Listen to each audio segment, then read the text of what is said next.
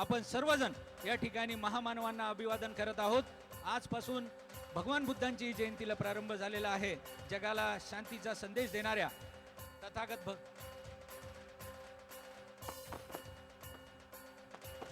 आकाशजी लहाने यांना विनंती करतो आपण मंचावर यावं। नवनिर्वाचित नगरसेवक तथा माजी सभापती।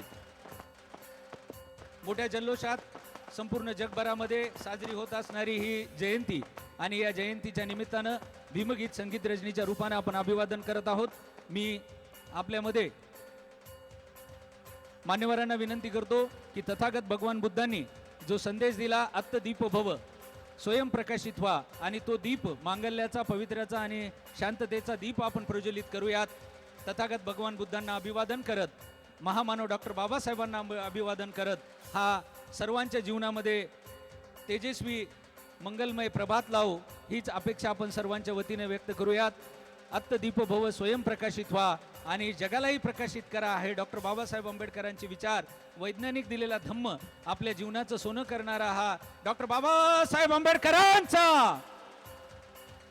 आपण सर्वांनी डॉक्टर बाबासाहेब आंबेडकरांना अभिवादन करण्यासाठी जयंती सर्वांनी खूप थाटामाटात साजरी केली। या जयंतीचं हे वेगळं वैशिष्ट्य सिद्धार्थ भाऊ हत्ती यांच्या संगीत रजनीच्या रूपानं असतं।